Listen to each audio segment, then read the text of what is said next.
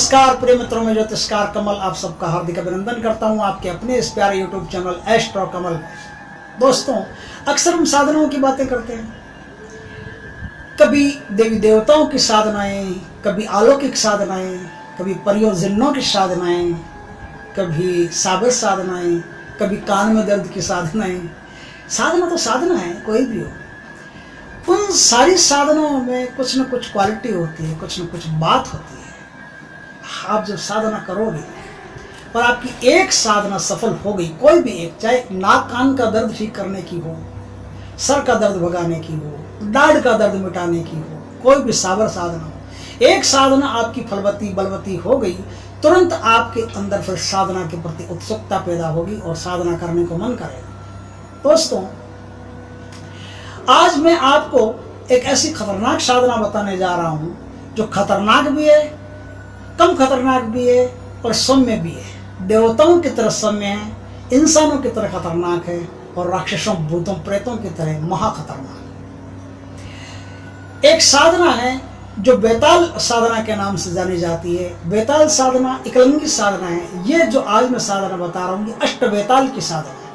इसमें 8 बेताल एक साथ प्रकट होते हैं, एक साथ आपको आशीर्वाद देते हैं, एक साथ आपको अपनी शक्तियां प्रदान करते हैं और एक साथ उनकी शक्तियां प्राप्त करके आप एक शक्तिशाली व्यक्तित्व का निर्माण अपने भीतर कर सकते हैं। दोस्तों, यह साधना 3 प्रकार से की जाती है। पहली बात तो यह समझ लो कि डरने की कोई बात नहीं है। देखो, डर निकलेगा तभी सफलता मुट्ठी में आएगी। जब तक डर भीतर है तब तक सफलता दूर दूर तक नहीं है। डर आपको कभी सफल नहीं होने देगा। डर से पार जाओगे तभी सफल होगे। और भाई सीधी बात है, रिस्क लोगे ना तो ही जिंदगी में कुछ कर पाओगे। बिना रिस्क के आप सोचते हो सॉफ्ट कराटे सीख ले, ऐसा नहीं चलेगा। जब आप मैदान में उतरोगे तो कैसे ही बार आप पर पड़ सकते हैं, उनके लिए तैयार रहना पड़ेगा। शरीर को वजरदार बनाना पड़ेगा, मजबूत बनाना पड़ेगा और तब आप साधना में उतरे। और नया आदमी किस लिए साधना में उतरे? साधना में तो रमा मंजा बसा आदमी उतरेगा। नए आदमी को तो पहले नाक कान के दर्द ठीक करने के मंत्र पढ़ने चाहिए, पहले गाय के दूध उतारने के मंत्र पढ़ने चाहिए। बाप न मारी मेंढकी बेटा तीरंदाज, पहले ही आप बिच्छू का मंत्र तो आता ही नहीं, सांप का सीख ले, ऐसा नहीं चलेगा। पहले तैयारी करो। साधना छोटी छोटी कर करके अपने अंदर परिपक्वता पैदा करो कि आप साधना कर सकते हो। और जैसे जैसे बड़ी बड़ी साधना आएगी वैसे वैसे आपके अंदर उन साधनाओं को ऑब्जर्व करने की शक्ति आएगी। जब तक किसी साधना को ऑब्जर्व करने की शक्ति आपके अंदर नहीं है, आप हिल जाओगे ऐसे, है ना। ठंडा पानी कभी पिया नहीं, एकदम फ्रिज का उठा करके टेक दिया आपके मुंह में, चलेगा नहीं, पूरा मुंह ठंडा हो जाएगा। तो साधना करो ना भाई, तो साधना के लिए पहले तैयारी करो, अपने आप को परिपक्व करो। फिर तो ऐसा आएगा कि भूत आए प्रेत आए आपको कोई टेंशन नहीं। हमारे एक शिष्य है, सॉरी शिष्य तो नहीं कहना चाहिए, क्योंकि मैं कौन होता हूँ गुरु बनने वाला, किसी को गुरुता प्रदान करने वाला। एक शिष्य, एक मित्र है मेरे, दिल्ली में रहते हैं। उन्होंने साधना शुरू की, आज 1 साल करीब हो गए और 1 साल में उन्होंने साधना से वो उपलब्धि हासिल कर ली कि अब वो जब भी चाहे जिसको चाहे आकर्षित करके बुला सकते हैं। बस उनको याद करने की देर है। वो आदमी अगर जिंदा है इस धरती पर तो उसे बुला सकते हैं फट से अपने पास। बस उनके जहन में होना चाहिए, वो आदमी तुरंत उनके पास आ जाएगा, नहीं तो उसकी खबर आ जाएगी, उसका फोन आ जाएगा। इतनी महाआकर्षण के दुनिया में वो पहुंच गए साधना के द्वारा। और भगवान की दया रही, भगवान की कृपा रही तो आगे आगे बहुत वो अनंत तक पहुंच जाएंगे, सहस्त्रार तक पहुंच जाएंगे, आगे चक्र तक पहुंच जाएंगे। कोई रोकने वाला नहीं। भगवान की कृपा से एकदम निर्मल मन के व्यक्ति हैं और अच्छी तरह से साधना करते हैं, परिपक्व हो गए। इसलिए उनका जिक्र किया कि उनके आसपास हमेशा 100, 150, 200 भूत प्रेत रहते हैं। अब मैंने कहा 100, 150 भूत प्रेत रहते, तो आपने सोचा कि ये उठा के छक्का मारा बॉल बाउंड्री पार, ऐसा नहीं है। छक्का नहीं मारा, बॉल बाउंड्री पार नहीं है। ये रियलिटी है, ये सत्य है कि उनके साथ हमेशा 200, 250 भूत हमेशा उनके आगे पीछे रहते हैं। उनको कोई डर नहीं भूतों से। अब वो साधना करते हैं तो वो कहते हैं कि गुरुजी, जब मैं साधना करता हूँ तो मेरे आसपास मुझे कई लोग बैठे महसूस होते हैं, कम से कम 200, 250 लोग मेरे आसपास बैठे महसूस होते हैं। आप भी साधना कीजिए, आपको भी महसूस होगा कि आपके आसपास बहुत सारी शक्तियां बैठी हैं, मौजूद है। आज जो मैं साधना बता रहा हूँ ये अष्टवेताल की साधना है। ये साधना एक खतरनाक साधना भी है और एक सौम्य साधना भी है। इस साधना को जिसने अपने जिंदगी में कर लिया, उसने बहुत सारी शक्तियों को अर्जित कर लिया। पर दोस्तों, शक्ति सब कुछ नहीं होती, शांति उससे ऊंची चीज होती है, जो इन शक्तियों से और ऊपर विराजमान रहती है। शक्ति हमेशा ही शांति के पीछे पीछे चलती है। तो जो साधना बताऊं, उस साधना को अच्छी तरह से आप देखें। कौन सी साधना? अष्टबेताल की साधना 3 तरीके से की जाती है। वैदिक रीति से की जाती है, अघोर रीति से की जाती है, और शाबर रीति से की जाती है। अघोर रीति से वो आदमी इस साधना को करता है जिसने अपनी LIC करवा ली हो, और 50-60 लाख की LIC करवा करके फिर अघोर पद्धति से साधना करो, और टेंशन नहीं है, बच्चे आराम से सुखी रहेंगे। अगर आप नहीं रहोगे तो कोई दिक्कत नहीं है, और रहोगे तो भी कोई दिक्कत नहीं है, रहोगे तो फिर तो मौज है। क्योंकि अघोर रीति ऐसी है जो फट से साधना को संपन्न करवा देती है, और अघोर रीति ऐसी है जो फट से आपको भी संपन्न करवा देती है। दोनों में से कोई भी काम हो गया तो फट से साधना हो जाएगी, या आप फट से चले जाओ। यादगार, दीवार पर फोटो, फोटो पर फूल, अगरबत्तियां टंगी हुई, और लोग आपकी याद में आंसू बहाते, इसे नाटक करते आंसू बहाने का। आंसू तो कौन किसकी याद में बहाता है? नाटक करते मिलेंगे।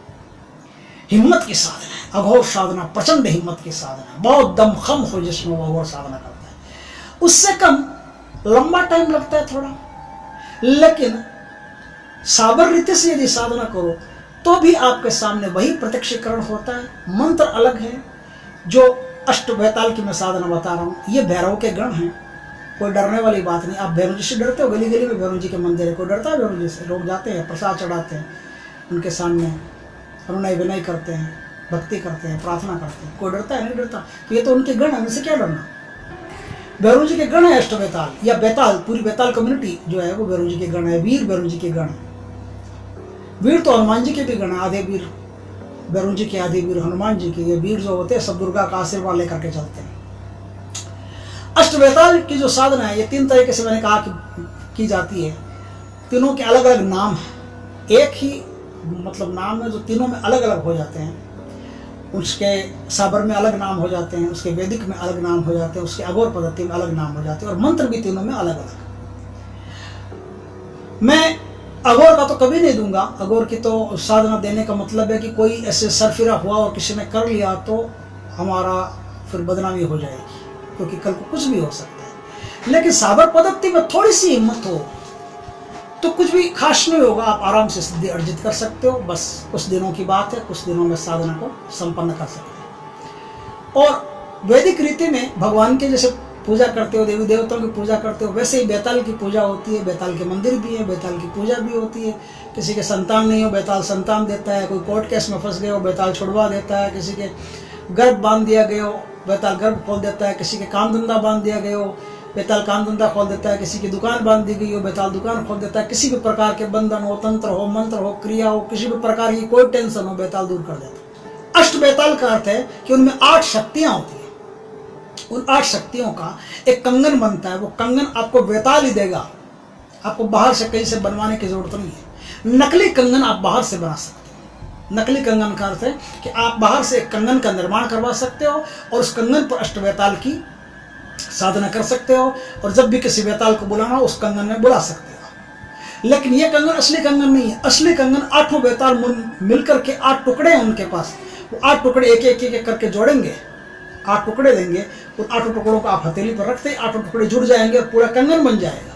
वो कंगन आप अपने हाथ में रखो, अपने कहीं अच्छे स्थान पर रखो, जो शेफ स्थान रहता है उस स्थान पर रखो, तो वो कंगन आपको बेताल ही देगा, और कोई नहीं दे सकता। ये कंगन बाहर का कंगन है, वो काम नहीं आएगा। बाहर का कंगन तो पहले काम आ सकता है, बाद में कोई जरूरत नहीं है। कंगन की कोई आवश्यकता भी नहीं है। कंगन की भी सिद्धि होती है, वो मैं बाद में अलग वीडियो में बताऊंगा। इस वीडियो में खाली अष्टबेताल की बात बता रहा हूँ कि किस प्रकार से होता है।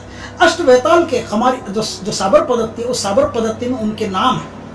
वो नाम आप जान लीजिए। किसी को तो नाम भी नहीं पता होगा, मैं साबर पद्धति के नाम बताता हूँ। नाम है वराह मुख बेताल। वराह बोलते हैं सुअर को, वराह भगवान हुए थे ना। वराह मुख बेताल, गज मुख बेताल, स्वर्ण मृग मुख बेताल। स्वर्ण मृग सीता वाला, वो सीता जी ने कहा था इसके पीछे भागो मारो, वो स्वर्ण मृग, वो मारिस था, असली नहीं था, लेकिन ये असली स्वर्ण मृग का मुख है इनका। तो ये जो बेताल है वो स्वर्ण मृग मुख बेताल माने जाते हैं। व्याघ्र मुख, सिंह का मुख वाला है ना। चौथे नंबर का जो बेताल है उसका नाम है व्याघ्र मुख बेताल, और 5वें नंबर का जो बेताल है उसका नाम है मरकट मुख बेताल, 6ठे नंबर का जो बेताल है उसका नाम है रुद्र मुख बेताल, 7वें नंबर का जो बेताल है उसका नाम है श्वान मुख बेताल, श्वान मुख, और 8वें नंबर का जो बेताल है जो सबसे शक्तिशाली माना जाता है उसका नाम है ब्रह्म मुख बेताल। ये 8 बेताल शाबर पद्धति में माने जाते हैं। इन 8 बेतालों का एक मंत्र है, वो मंत्र आपको किस तरह से जपना है, क्या इसकी विधि है, ये मैं आज आपको बताता हूँ। इस साधना को कैसे किया जाता है। ये साधना घर में नहीं होती है, ध्यान रखना। इस साधना के लिए कोई निर्जन स्थान हो, निर्जन सोना पड़ा कमरा हो, कोई टूटा फूटा पुराना मंदिर हो, मस्जिद हो, कुछ भी हो ऐसा जो एकदम निर्जन हो, जहाँ कोई आता जाता नहीं हो, वहाँ पर यह साधना शुरू होगी। 21 दिन की यह साधना होती है। यह साधना नवरात्रा से शुरू होती है, या होली से शुरू होती है, या दीपावली से शुरू होती है, या जो कृष्ण पक्ष की अष्टमी आती है उससे शुरू होती है। किसी से भी शुरू हो, 21 दिन इस साधना को करना पड़ता है। इस साधना को शुरू करने से पहले 9 दिन का एक अनुष्ठान होता है ना, भैरव अनुष्ठान, वो कर लेना जरूरी है। भैरव अनुष्ठान करने से इस साधना को करने की आप में शक्ति आएगी। इस साधना को करने की शक्ति प्राप्त हुए बिना, प्लेटफॉर्म प्राप्त हुए बिना ट्रेन को सीधा ही दौड़ा देना जोखिम है। पहले प्लेटफॉर्म बनाओ फिर ट्रेन दौड़ाओ।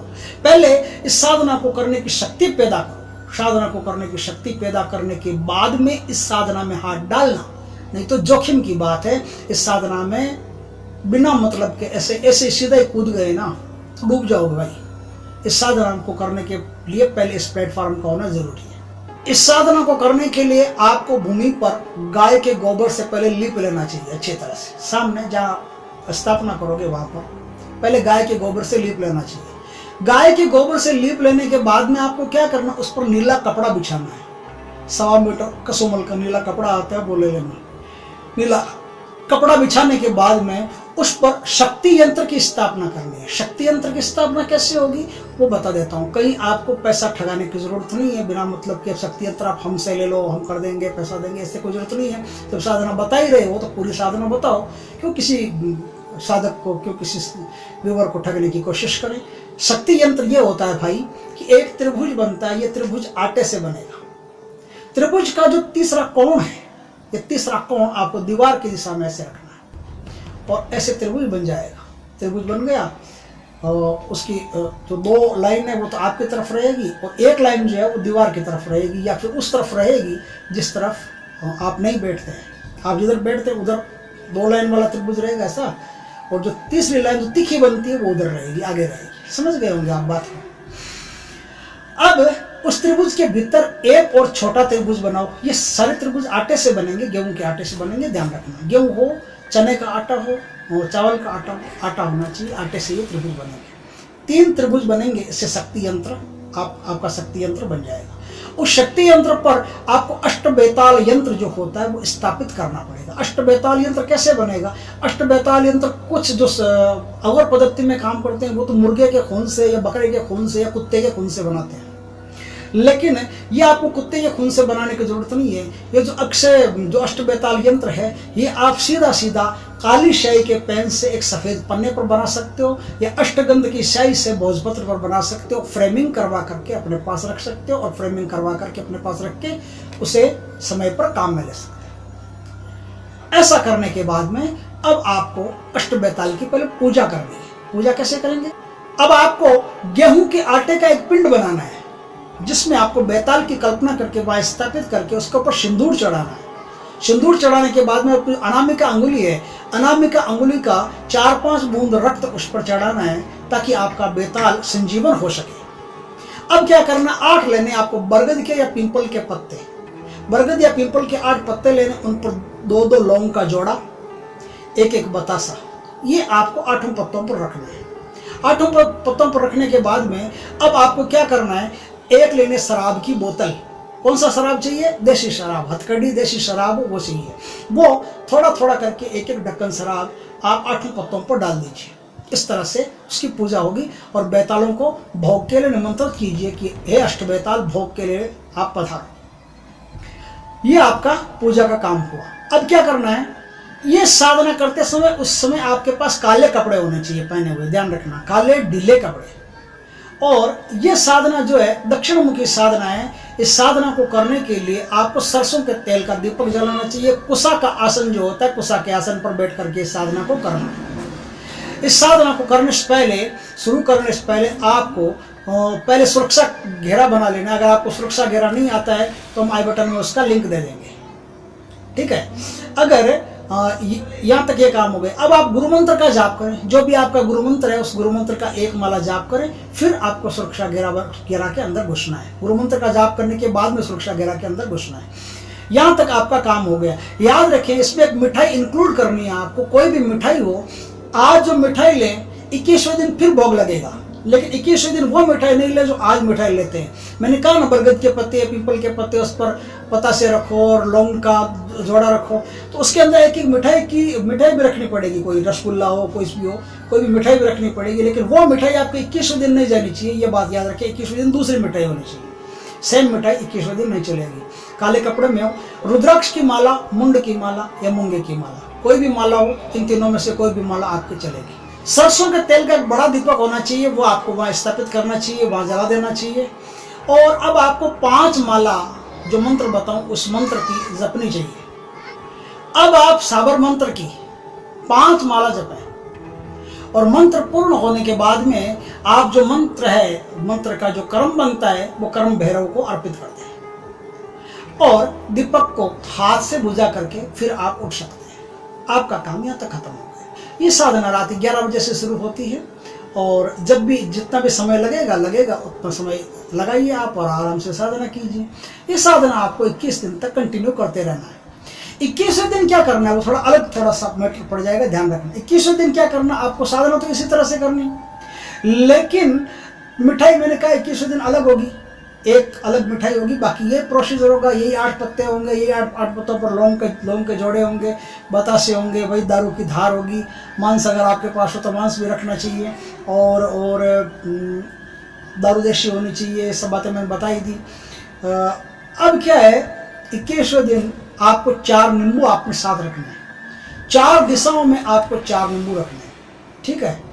अब 4 नींबू तो आपने 4 दिशा में रखी, अब 4 नींबू और 4 दिशा में रखने हैं, यानी कि 2 दिशाओं के बीच में एक दिशा होती है। जैसे पूर्व और उत्तर के बीच में ईशान होता है, उत्तर और पश्चिम के बीच में वायव्य होता है, वायव्य और दक्षिण के पश्चिम और दक्षिण के बीच में अग्नेय नेतृत्व होता है, और पश्चिम और पूर्व के बीच में अग्नि कोण होता है। तो ये जो कोण होते हैं ना, इन कोणों में भी आपको एक एक नींबू रखने हैं। उस एक एक नींबू पर एक एक अगरबत्ती आपको रखनी है। लोबान की धूप हो, लोबान की धूप करनी है, और अगरबत्ती कोई भी हो, अगरबत्ती आपको उनमें टाँकनी है। सिंदूर लगा करके पहले उन पर सिंदूर छिड़क करके फिर उस सिंदूर में आपको अगरबत्ती गाड़ देनी है, नींबू के ऊपर अगरबत्ती गाड़ देनी है। ये अगरबत्ती प्रज्वलित करके फिर आप अपनी साधना में बैठे। आज भाई साहब कत्ल की रात है, आज 21वीं रात है। आज आपको पूरी सावधानी रखनी है। एक बात तो उसमें मैं आपको खोल के बता देता हूँ, अच्छी तरह से सुन लीजिए, क्योंकि साबर में वो तो मुझे पता है, अगोर में मेरे को पता नहीं है क्या करना होता है, कैसे करना होता है। अगोर में करना भी नहीं चाहिए, मेरे को नहीं पता अगोर का। साबर का मेरे को पता है, वैदिक का मेरे को पता है। इन दोनों विधियों को मैं अच्छी तरह से जानता हूँ, ये मैं आपको बता दूंगा। अगोर में, साबर में आप साबर की विधि जो आप कर रहे हैं, दीवार के पास में कभी भी सट करके मत बैठिए, या तो बीच में बैठिए, या वो जो दीवार आगे वाली है उसकी तरफ जहाँ बैताल की स्थापना करें वहाँ बैठ जाइए, कोई दिक्कत नहीं है। लेकिन दीवार आपकी पीठ के पीछे एकदम सट करके नहीं होनी चाहिए, नहीं तो हालत खराब हो जाएगी आपकी। याद रखें, दीवार को छोड़ करके फिर उसके बाद में थोड़ी जगह, कम से कम 3-4 फुट जगह छोड़ दें, फिर आप बैठें, क्योंकि आगे जो होने वाला है ना वो मैं बता दूंगा आपको कि दीवार पास में हो तो नुकसान होने की संभावना आपकी रहती है, वरना नुकसान नहीं होता। आपका घेरा जो पूरा है उस घेरे में कोई नहीं आ सकता। जब तक आप सुरक्षा घेरे में बैठे हो, कोई आपको डर नहीं है, कोई फिक्र नहीं, कोई चिंता नहीं। अब आज क्या करना है, आज 21वीं रात है। 21वीं रात को साधना चल रही है, और उस साधना में जो लोगों के साथ हुआ है वो मैं बता देता हूँ। आपके साथ कुछ अलग टाइप का भी हो सकता है, तो उसमें भी आपको निश्चिंत रहना है। अलग टाइप का हो तो अलग टाइप का भी होने दीजिए, कोई दिक्कत नहीं है, लेकिन आपको जागरूक रहना है, हिम्मत रखनी है, पूरी निडरता रखनी है। जो हो उसे देख लेंगे। अब आप साधना करते रहिए। जैसे जैसे आप साधना करेंगे वैसे वैसे आपके साथ क्या होगा, अब आपके साथ ये होगा जनाब कि आप साधना करने बैठे हैं श्रीमान, तो अब साधना में आपको दूर से ऐसे हजारों लोगों की आवाज़ें सुनाई देगी, जैसे कोई आपको पुकार रहे हो या आपके करीब आने की कोशिश कर रहे हो। ये ध्वनि आप महसूस करोगे कि दूर से कोई हजारों लोग आपको पुकार रहे हैं। ये पुकार, ये आवाज़ धीरे धीरे करके आपके पास आ जाएगी। लेकिन उससे पहले क्या होगा, उससे पहले एकदम मरघट का सन्नाटा हो जाएगा, चुप्पी, एकदम पिन ड्रॉप साइलेंस ही हो जाएगी, कोई आवाज़ नहीं, कोई परिंदा भी चोंच नहीं खोलेगा, इतना सन्नाटा वहाँ हो जाएगा। उस सन्नाटे में फिर ये आवाज़ें प्रकट होगी, ये भूतों की आवाज़ें होंगी सारी, ध्यान रखें, ये सारी भूतों की आवाज़ें होंगी जो दूर से आपको बुलाती हुई, आपको आवाज़ देती हुई आपके करीब आएगी। और करीब आकर के फिर एक समय ऐसा आएगा कि आवाज़ें आपके सर पे बोलने लगेगी, आपके आसपास बिल्कुल मंडराने लगेगी, जोर जोर से हाहाकार करने लगेगी, मारो काटो भागो कर्कश, एकदम हृदय विदारक ध्वनि आएगी, पागल कर देने वाली। तो उस समय आपको डरना नहीं है, एकदम हाहाकार भूचाल आ जाए दिमाग में, इस प्रकार से वो कर देगी कि आप कान में इतना जोर से बोलेगी, आपका दिमाग फटने लगेगा ऐसे। तो उस समय क्या करना है, उबले हुए मोठ होते हैं, मोठ क्या होता है, मैंने एक बार पहले भी वीडियो में बताया था, मैं फोटो भी दे देता हूँ मोठ की, कोई दिक्कत नहीं है। लेकिन आप जो अनाज की दुकान वाले हैं ना, उनसे जाके पूछोगे ना मोठ क्या होता है, तो आपको मोठ बता देंगे, ये मोठ होता है। आप वहाँ से मोठ लेकर के आइए थोड़े, और मोठ को उबाल करके, मतलब मोठ को जैसे गर्म पानी में उबाल लेंगे ना अच्छी तरह से, तो एकदम सॉफ्ट हो जाएंगे, टाइट आते कड़क आते हैं, उबाल लेंगे तो सॉफ्ट हो जाएंगे। तो उनको मोठ का बाकड़ा बोलते हैं, उनमें थोड़ा तेल, सरसों का तेल या तिल्ली का तेल मिला करके रखिए, वो आप अपने साथ में रखिए। जब इस प्रकार की कर्कश दुनिया आपके चारों ओर मंडराने लगे और आपको डराने लगे और भयभीत करने लगे और सर पे छा जाए, पागल कर देने की कोशिश करे, तब आपको मोठ के बाकड़े उठा के चारों दिशाओं में हर तरफ फेंक दीजिए। तो जो शोर है वो शोर काफी मात्रा में कम हो जाएगा, लेकिन कम हो जाएगा, खत्म नहीं होगा, क्योंकि उनमें से बहुत सारे भूत तो ऐसे हैं जो उन बाकड़ों का भोग लेकर के शांत हो जाते हैं, लेकिन बहुत सारे भूत ऐसे हैं जो बाकड़ों का भोग लेकर के शांत नहीं होते हैं, उनको फिर और भोग चाहिए, दूसरा भोग चाहिए। तो आप क्या करोगे, अस्पताल में जो इंजेक्शन देते हैं ना अपने, वो निडल होती है, वो निडल अपने साथ रखिए, कहीं चुबाई हुई लगाई हुई, ऐसे शर्ट हो या धोती तैमल हो, कुछ भी, या कहीं भी अपने पास सेफ रखिए, वो निडल आपके पास होनी चाहिए। उस निडल से अनामिका उंगली है ना, अनामिका उंगली में चुभाइए, ऐसे चुबा, थोड़ा हिम्मत रखनी पड़ेगी, चुबाना पड़ेगा। अनामिका उंगली में चुबा करके ऐसे खून के छींटे दीजिए, और सारे भूत भाग जाएंगे, एकदम शांत हो जाएंगे, अब कोई नहीं बोलेगा, एकदम सन्नाटा, फिर मरघट का सन्नाटा व्याप्त हो जाएगा। अब कोई डरने की एक बार बात नहीं है, एक बार के लिए प्रेतात्मा जितनी है वो सब चुप हो गई। अब प्रेतात्माओं के बाद में दूसरा जो पैरा पड़ता है वो बेतालों का पड़ता है। अब आपके साथ क्या होगा, अब क्या होगा, यहाँ तक काम आपने कर लिया।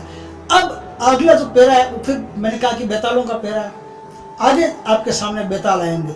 बेताल आएंगे तो उससे पहले क्या होगा, फिर सन्नाटा होगा, फिर सन्नाटा होगा। अब उस सन्नाटे में आपको जैसे कोई राजा महाराजा नहीं आते, उनको जैसे कोई बहुत भारी रैली आ रही हो, बहुत भारी यात्रा आ रही हो महाराजाओं की, राजाओं की, ऐसी यात्रा में जैसे आवाज़ें आती है, जय जयकार हो, जय हो, जय हो, ऐसे जोर जोर के नक्का से दुदुम्बियाँ बजती हुई आपको एकदम सर के ऊपर सुनाई देगी, एकदम दुदुम्बियाँ बज रही हो, नक्काशे बज रहे हो, ऐसे ढोलता से बज रहे हो, जोर जोर से बज रहे हो, ऐसे आवाज़ आएगी। तब क्या करना है आपको, तब लाल फूल अपने पास रखने, उस दिन के तोड़े हुए होने चाहिए, लाल फूल होने चाहिए, उस दिन के ताज़ा फूल होने चाहिए, वो आप अपने पास रखिए। वो लाल फूल उनकी तरफ, चारों तरफ फेंक दीजिए, वो जितनी आवाज़ें आ रही है सब आवाज़ें शांत हो जाएगी। और अब आप कंटिन्यू, आप अपनी माला कंटिन्यू रखिएगा, बीच में कुछ हो नहीं हो, जब कुछ नहीं हो, एकदम सन्नाटा प्यारा आ जाए, उसमें आप एकदम माला अपनी जपते रहिएगा, ध्यान रखना। अब क्या होगा, अब तीसरे स्टेज में क्या होगा, तीसरे स्टेज में आपके सामने खुद बेताल आएंगे, और अब आपके सब रोंगटे कंप जाएंगे, क्योंकि खुद बेताल आएंगे ना, तो आने से पहले क्या होता है कि धरती हिलेगी, धरती फटेगी, आपको ऐसा लगेगा जैसे भूकंप आ रहा है। और मैंने कहा ना, दीवार के पास में मत बैठना, क्योंकि सबसे पहली जो दीवार होती है वो आपके पीठ के पीछे की जो दीवार होती है वो गिर जाती है। ये सब माया है, कुछ नहीं गिरेगा। आप जिस समय इसके बाहर आओगे देखोगे कुछ भी नहीं गिरा, न कहीं एक पत्थर छोड़, एक तिनका तक नहीं हिला कहीं से। लेकिन आपको अब ऐसा महसूस क्या होगा, चारों तरफ से ऐसा अनुभव होगा कि दीवारें गिर रही है, पत्थर बड़े बड़े आके आपके पास में गिर रहे हैं, एकदम भयानक डर व्याप्त होगा भीतर। आप उठ के भाग मत जाना, हिम्मत रखना, हिम्मत मुर्दा मत दे खुदा, जम करके बैठ ही जाना। आप तो चाहे कुछ भी हो जाए, आज तो बैठे ही हैं, और आप बैठे रहोगे, जब करते रहोगे, दीवारें हिलेगी, टूटेगी, आपके सामने खर्र से आके ऐसे गिरेगी, लेकिन आप नहीं हिलोगे तो ही आप जीतोगे। हिल गए तो फिर हिल गए, फिर तो आपको कोई उठाने वाला नहीं बचेगा। भागना मत, अब ये आसन छोड़ना मत। अब ये कठिन परीक्षा का समय है, इस समय ये आसन आप छोड़ना मत। अब आप जम करके बैठे रहना, जम करके जाप करते रहना। और अब आपके सामने 8 बेताल प्रकट हो जाएंगे। 8 राक्षसी जैसे आकृतियां, लंबी चौड़ी और बड़ी बड़ी मूछों वाली, ऐसे हष्ट पुष्ट, ऐसे 8 प्रकार के बेताल आपके सामने प्रकट हो जाएंगे। हाथों में हथियार लिए हुए, उघाड़े बदन आपके चारों ओर घूमेंगे। मांग, क्या मांगता है? बुला, किस लिए बुलाया? बता, बता लड़के, किस लिए बुलाया? बता किस लिए बुलाया? ऐसे जोर जोर से बोलेंगे। तब आपको क्या करना है, आपके पास जो मांस पड़ा हो ना, मांस, वो मांस एक थाली में मांस उनको दे दें, और एक प्याले में उनको जो शराब होती है ना, देशी शराब, वो देशी शराब प्याले में डाल करके उनको देशी शराब और मांस का भोग दें। वो भोग ले लेंगे, और भोग लेते ही क्या होगा, वो 8 उस भोग को खाएंगे। भोग को खाते ही 8 बेताल एक में मिल जाएंगे। ये 8 बेताल एक में आकर के मिल जाएंगे। 8 बेताल एक में मिल जाएंगे। अब एक ही बेताल रहेगा, और अब उसकी आकृति सौम्य हो जाएगी। अब वो आम मनुष्यों जैसा मनुष्य बन जाएगा, और आपसे आराम से मनुष्यों की तरह ही बात करेगा। अब वो कहेगा कि क्या चाहिए, तो अब उनको एक लाल फूल की माला हो, वो माला उनको पहना दे, ये चाहिए।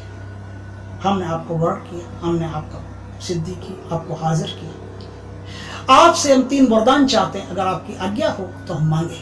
तो कहेगा कि मांगो बेटा, क्या आप वरदान मांगते हो? तो आप 3 वरदान उनसे मांगे कि जब भी मैं बुलाऊं तब आप पधारेंगे, 8 में से कोई भी। अगर आप कहेंगे कि 8 में से कोई भी, तो एक कंगन निकाल करके आपको देगा कि 8 में से किसी को भी बुलाना हो तो तुमको ये कंगन चाहिए, और खाली एक को बुलाना हो तो कंगन की आवश्यकता नहीं है। तो 8 में से अगर किसी को भी बुलाना हो तो एक कंगन अपने पास रखो। तो आपको कंगन ले लेना, कंगन आप हाथ में पहनोगे तो गायब हो जाएगा, और वापस उतारना हो तो आप ऐसे करते कंगन आपके हाथ में आ जाएगा। इस प्रकार से आप किसी भी 7 बार मंत्र बोलो बेताल का, और किसी भी, मैंने नाम बताया, किसी भी बेताल को बुलाओ, वो आपके सामने हाजिर हो जाएगा। 8 को बुलाओ तो 8 हाजिर हो जाएंगे। इस प्रकार से आप पहला वरदान सिद्ध करते हो। दूसरा वरदान कि आपको मैं जो हुक्म दूं वो पालन करोगे। जो भी मैं आपको कहूँ, जो भी मैं आपको बात कहूँ कि आप इस तरह से करोगे, उस इस तरह से आप वो काम करोगे। तो वो कहेंगे तथास्तु बेटा, तो जैसा कहेगा हम वैसा ही करेंगे। और तीसरा वरदान कि आप जीवन भर मेरी रक्षा करोगे, मेरे साथ रहोगे। तो वो तीसरा वरदान भी आपको देंगे कि तथास्तु बेटा, जीवन भर तेरी रक्षा करेंगे, तेरे साथ रहेंगे। इस तरह से 8 बेताल आपके सिद्ध हो जाएंगे, तो दुनिया में फिर आपका कोई मुकाबला नहीं कर सकता, और दुनिया में कोई भी ऐसी समस्या नहीं जिसे बेताल नहीं काट सके। बेताल भूतों से 1000 गुना ज्यादा शक्तिशाली होते हैं, प्रेतों, जिन्नों, इन सब से ज्यादा शक्तिशाली बेताल होते हैं। बेतालों से ज्यादा शक्तिशाली फिर भैरव होते हैं।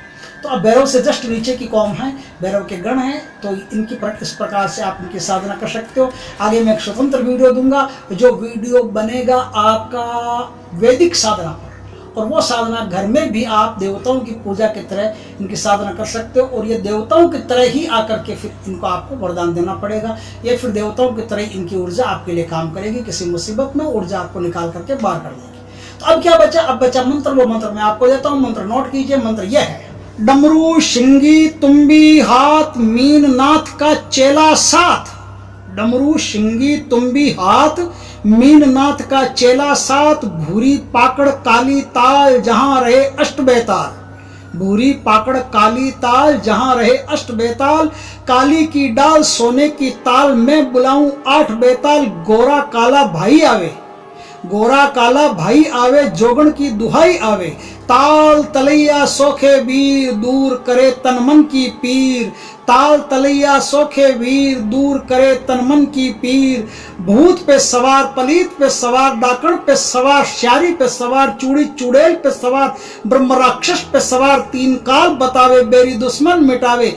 मदमांस का भोग खावे, कच्चा कलवा खावे। गोरखनाथ की जटा में बंधा आवे, कालिका के चीर में बंधा आवे। मैं बुलाऊं तो चला आवे, ना आवे तो गोरखनाथ का वचन तोड़े। काली के चीर पर चोट करे। आ बेताल, दुहाई मीन नाथ की, दुहाई मच्छंद्र नाथ की। इस प्रकार से इस मंत्र का उपयोग करके, इस मंत्र का जाप करके आप अष्ट बेतालों को प्राप्त कर सकते हैं, उनकी सिद्धि कर सकते हैं, और इस संसार में भलाई के अच्छे अच्छे काम कर सकते हैं। आप जो भी परमार्थ के काम करोगे, जो भी भलाई के काम करोगे, आपकी ये सिद्धि तामसिक होते हुए भी, राजसिक होते हुए भी सात्विक सिद्धि मानी जाएगी। अगर वीडियो अच्छा लगा हो तो लाइक करें, कमेंट करें, शेयर करें, और यदि पहली बार आप हमारे चैनल पर आए हो तो चैनल को सब्सक्राइब करें, पास में बेल आइकन के बटन को दबा दें ताकि हमारे ज्ञानवर्धक जानकारी पूर्ण वीडियो सबसे पहले आपके पास आ सके। जय श्री कृष्ण।